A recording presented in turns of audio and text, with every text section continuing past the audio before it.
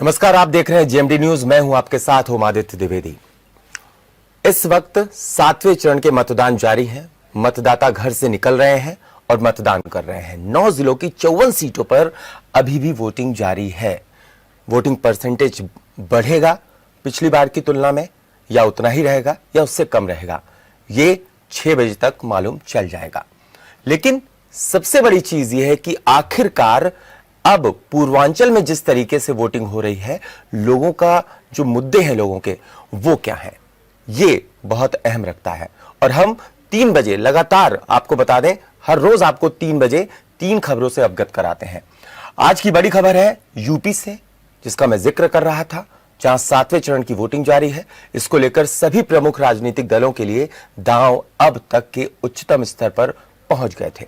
पूर्वांचल की कुल 54 विधानसभा सीटों पर 7 मार्च यानी कि आज मतदान हो रहा है, जबकि सभी चरणों की मतगणना 10 मार्च को होगी।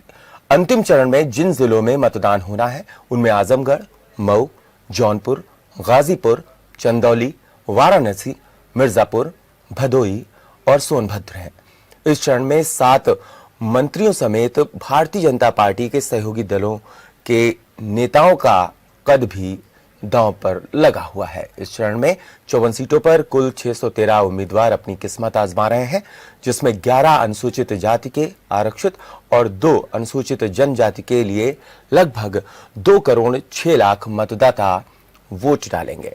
यह अंतिम दौर भाजपा और समाजवादी पार्टी दोनों के छोटे जाति आधारित दलों के साथ गठजोड़ की भी परीक्षा होगी। ये अपने आप में बेहद अहम है, क्योंकि ओम प्रकाश राजभर है, अपना दल अनुप्रिया पटेल है। अब उनका जो वोटिंग है, वोटर्स है, क्या उनका वोटर निकल करके क्या अब भी जिस तरीके से समाजवादी पार्टी के साथ ओम प्रकाश राजभर चले गए हैं, क्या अब उनकी परीक्षा में, यानी जो परीक्षा है 7वें चरण में, अब क्या उनका वोटर उनके पक्ष में वोट डालता हुआ नजर आएगा? ये 10 मार्च को मालूम चलेगा। वहीं अपना दल के लिए भी परीक्षा की घड़ी है कि उनके जो परंपरागत वोटर्स हैं वो निकलते हैं और भारतीय जनता पार्टी के पक्ष में या अपना दल के पक्ष में वोट करते हुए नजर आएंगे। पश्चिम से चुनाव शुरू हुआ। पहला चरण, दूसरा चरण, तीसरे चरण में पश्चिम की कुछ सीटें थी, लेकिन अवध की सीटें भी आ गई थी। फिर उसके बाद फिर अवध की सीटों पर चुनाव हुआ। बुंदेलखंड जुड़ा, तराई क्षेत्र जुड़े। 5वां चरण, 6ठा चरण और अब 7वां पूर्वांचल की ओर बढ़ा।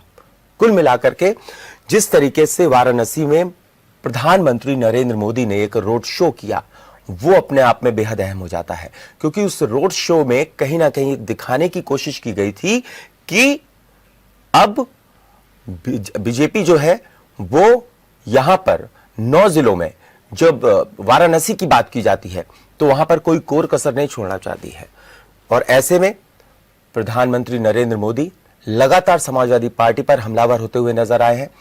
हमेशा वो परिवारवाद की बात करते आए हैं, माफियावाद की बात करते हुए आए हैं। वो उत्तर प्रदेश में ईमानदार सोच और ईमानदार सरकार की बात भी करते हुए आए हैं। योगी आदित्यनाथ लगातार बात करते रहे हैं समाजवादी पार्टी के लिए कि समाजवादी पार्टी के जो गुंडे हैं, इस तरह के शब्दों का इस्तेमाल किया योगी आदित्यनाथ ने। साथ ही साथ कहा कि अपराधी हैं, या तो वो जेल में है या तो उन्होंने स्टेट यानी राज्य छोड़ दिया है या उनका एनकाउंटर हो गया है। सीधी सी बात, वो कानून व्यवस्था को लेकर समाजवादी पार्टी को अक्सर घेरते हुए नजर आए हैं। साफ बात कहते नजर आए कि जो माफिया थे, हमने उनकी जमीन 2000 करोड़ रुपए जिसकी कीमत आकी गई थी उसको मुक्त कराया और वहां पर गरीबों के लिए आवास बनाए जा रहे हैं। कुल मिलाकर के विपक्षियों पर निशाना साधते हुए नजर आए हैं बीजेपी। और ऐसे में देखना यह होगा कि 2012 में जब समाजवादी पार्टी की सरकार बनी थी तो 224 सीटें मिली थी, और जब 2017 में बीजेपी ने सरकार बनाई तो प्रचंड बहुमत 325 बीजेपी प्लस को सीटें मिली थी। अकेले 312 बीजेपी को मिली थी। ये उम्मीद किसी ने जताई नहीं थी, क्योंकि मोदी की लहर थी। उसके बाद जब मुख्यमंत्री का चेहरा तय हुआ तो उसमें कई कयास लगाए जा रहे थे, जिसमें मनोज सिन्हा का नाम भी आगे था, केशव प्रसाद मौर्य का नाम भी आगे था, दिनेश शर्मा का भी नाम आगे था। लेकिन जिस तरीके से अमित शाह का फोन पहुंचता है गोरखपुर और योगी आदित्यनाथ को मुख्यमंत्री बना दिया जाता है, वो कहीं ना कहीं धार देने की कोशिश थी। 2019 के चुनाव को मद्देनजर वहां पर मुख्यमंत्री के तौर पर उनको लाया गया योगी आदित्यनाथ को। और 2019 में देखिए फिर से केंद्र में बीजेपी सत्ता में आती है, यानी एनडीए सत्ता में वापसी करती है। प्रधानमंत्री नरेंद्र मोदी एक बार फिर से शपथ लेते हैं और प्रधानमंत्री बनते हैं। इस बीच जिस तरीके से 2022 को साधने की कोशिश की गई, क्योंकि जिस तरीके से 2017 से 2022 के बीच में कोरोना जिस तरीके से 3 वेव आई, पहली वेव, दूसरी और तीसरी, तीनों में ही स्वास्थ्य सेवाओं को लेकर के विपक्ष हमेशा हमलावर होता हुआ नजर आया। ऐसे में अब देखना यह होगा कि 7वें चरण की जो वोटर्स हैं, मतदाता हैं, वो किधर जाकर के वोट करते हैं, उनके क्या क्षेत्रीय मुद्दे रहेंगे या राष्ट्रीय मुद्दा रहेगा। और इसी पर चर्चा करने के लिए हमारे साथ आजमगढ़ से हमारे संवाददाता अमन गुप्ता जुड़ गए हैं, साथ ही साथ ज्ञान प्रकाश चतुर्वेदी जुड़ गए हैं। सोनभद्र से सीधा रुख करना चाहेंगे ज्ञान प्रकाश चतुर्वेदी का। ज्ञान प्रकाश जी, क्या कुछ माहौल देख पा रहे हैं?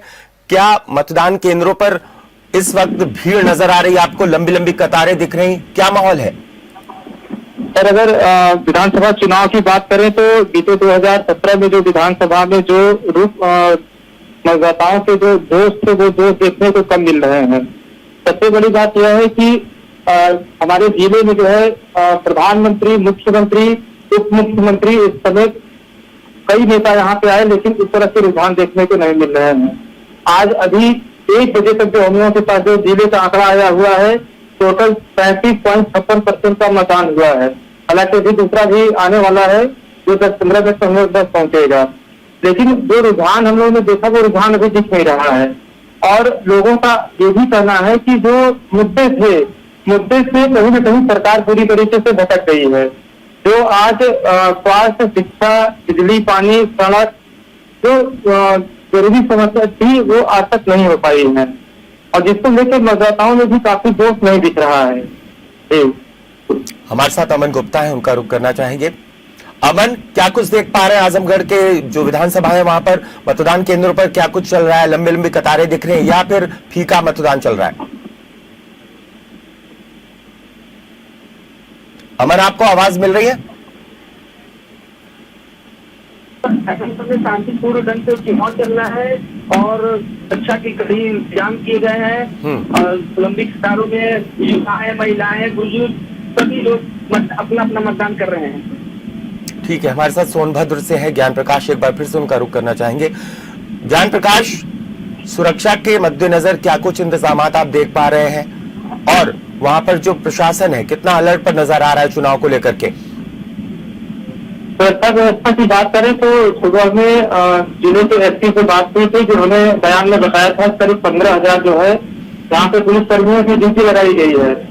और क्योंकि हमारा सोनभद्र जिला जो है 4 राज्यों से जुड़ा हुआ है, और जिसको लेते हुए जितनी भी जो सीमाएं हैं, सीमाओं को जो है सील कर दिया गया है। साथ ही जहाँ जहाँ मतदान स्थल है, मतदान स्थल पे भी पुलिस और प्रशासन की चाल चौबंद व्यवस्था की गई है। ठीक है, अमन गुप्ता है, उनका रुख करना चाहेंगे। अमन, क्या मतदान केंद्रों पर कोरोना गाइडलाइंस की जो चीजें रखनी चाहिए, जो भी व्यवस्थाएं करनी थी, क्या वहां पर की गई है?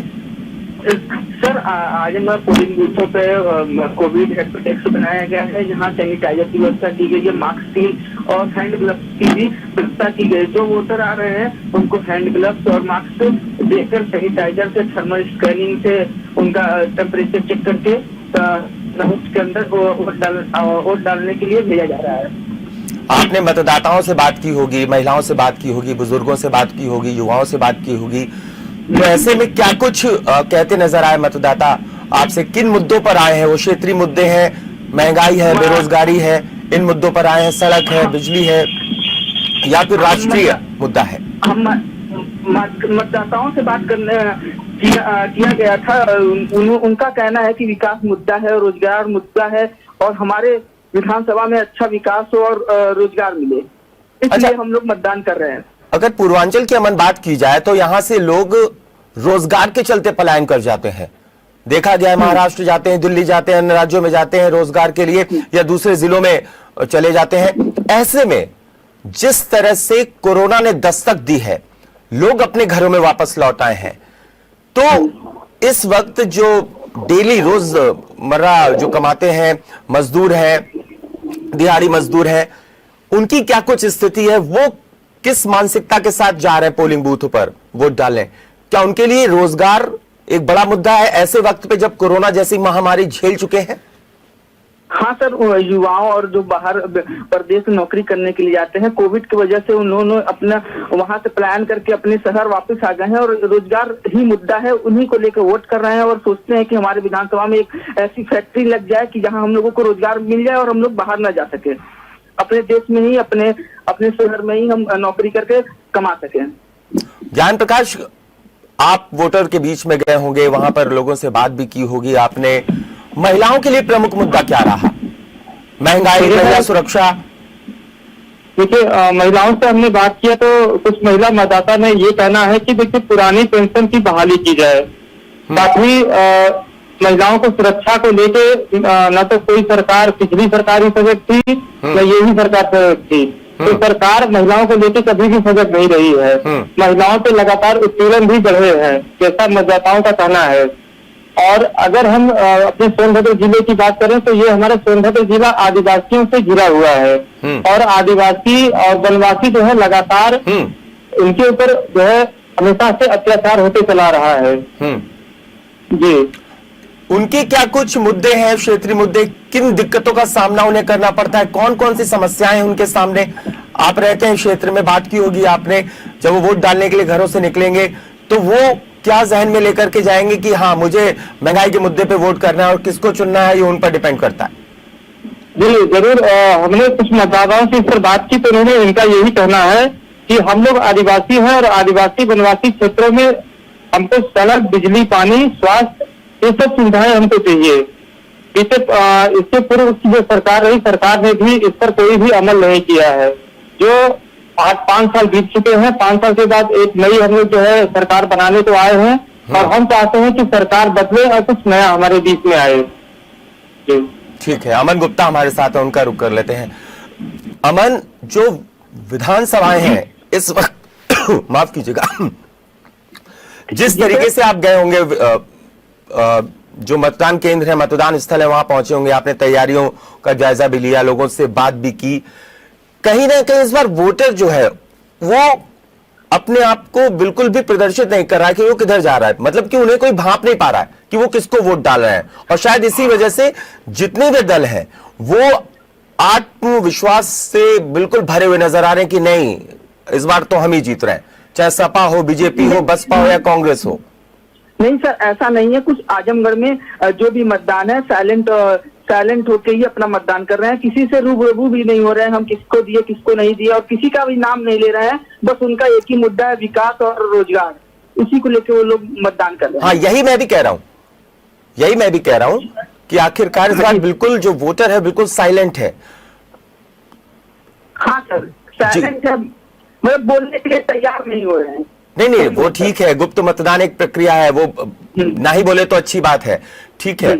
लेकिन जिस तरीके से लोग निकल रहे हैं तो उनके जो मुद्दे हैं, आपने जैसे कहा कि महंगाई है, बेरोजगारी है वहां पर, लेकिन अगर जब 2012 से 17 और 2017 से 2022 की दोनों सरकारों के बीच में तुलना करते हैं तो किसको बेहतर पाते हैं? समाजवादी पार्टी को लोगों का वो है कि समाजवादी पार्टी की जब सरकार थी वो उन्होंने रोजगार दिया था, और इसलिए मतलब भाजपा की सरकार है इसमें रोजगार नहीं मिला। अगर बच्चे छात्र जाते थे पढ़ाई करने और नौकरी के लिए प्रदर्शन करते थे, वहां पे लाठी डंडे से उनको मारा जाता था, इसलिए वो लोग समाजवादी पार्टी को चुन रहे हैं। अच्छा, जिस तरीके से बीजेपी फ्री में राशन दे रही है लोगों को, और भी कई योजनाएं चल रही हैं, लोगों तक पैसा पहुंच रहा है पेंशन के जरिए, उससे कहीं प्रभावित दिख रहे हैं अमन? नहीं सर, लोगों मतलब जो घर की महिलाएं हैं, बस क्योंकि कोरोना काल में रोजगार तो नहीं लोगों को मिल सका, लेकिन सरकार ने, उत्तर प्रदेश सरकार ने जरूर किया है। सर राशन से बस घर की जो महिलाएं हैं बस उन्हीं पर असर पड़ रहा है, बस राशन से उन्हीं महिलाओं का ही वोट इधर उधर हो रहा है। लेकिन जो युवा है उनका कहना है कि राशन से हमको रोजगार चाहिए, राशन सरकार कब तक देगी हमें? रोजगार की बात कर रहे हैं। ठीक, ज्ञान प्रकाश, जिस तरीके से बात हम कर रहे हैं लगातार कि जो पूर्वांचल के लोग हैं वो पलायन कर जाते हैं नौकरी की तलाश में, रोजगार की तलाश में, जो दिहाड़ी मजदूर हैं वो भी दूसरे शहरों में जाते हैं, दूसरे राज्यों में जाके काम करते हैं। ऐसे में कोरोना काल में वो वापस आ गए और कहीं ना कहीं उनके सामने एक रोजगार का मुद्दा, बड़ा मुद्दा है अपने आप में, क्योंकि रोजगार से ही सब कुछ है। ऐसे में ये एक बड़ा मुद्दा हो सकता है पूर्वांचल वासियों के लिए।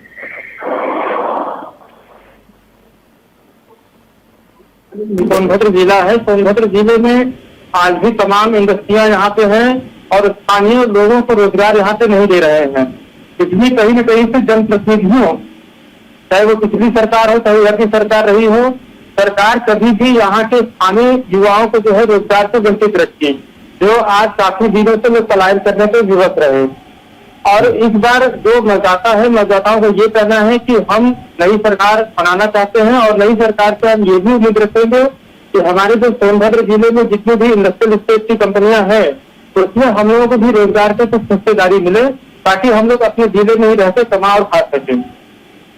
ठीक है, आपने एक बात अभी एक जिक्र किया आपने कि वहां जो कंपनीज हैं, फैक्ट्रियां हैं, जो भी यूनिट्स लगी, वहां पर क्षेत्रीय लोगों को रोजगार क्यों नहीं देते हैं?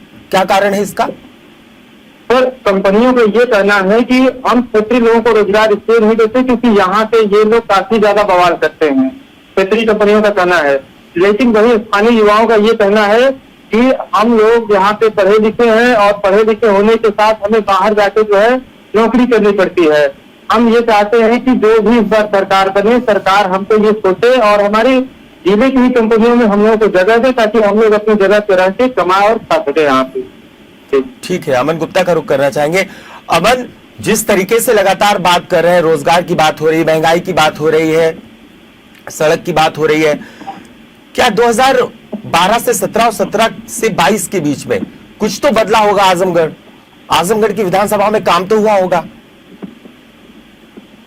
मैं 17 और 22 के बीच के बता रहा हूँ, आजमगढ़ विधानसभा में कोई भी विकास का काम नहीं हुआ है। जो भी हुआ है, लोगों का कहना है कि समाजवादी पार्टी की जब सरकार थी तभी आजमगढ़ में विकास हुआ है, कलेक्ट्रेट बना है, कमिश्नरी आई है, जिला अस्पताल बना है और सड़कें बने हैं। 2017 से 22 तक में आजमगढ़ में कोई विकास नहीं हुआ, बस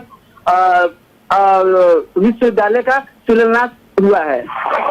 चलिए अमन, आपका शुक्रिया हमसे जुड़ने के लिए। ज्ञान प्रकाश, आपका भी शुक्रिया हमसे जुड़ने के लिए, उस पर चर्चा करने के लिए, जानकारी देने के लिए। तो कुल मिलाकर क्या 7वें चरण की वोटिंग जारी है और ऐसे में अब नतीजे 10 मार्च को एक साथ, जिस वक्त 403 विधानसभा के नतीजे आएंगे, ऐसे में 4 राज्य और भी, यानी टोटल 5 राज्यों के नतीजे आने हैं।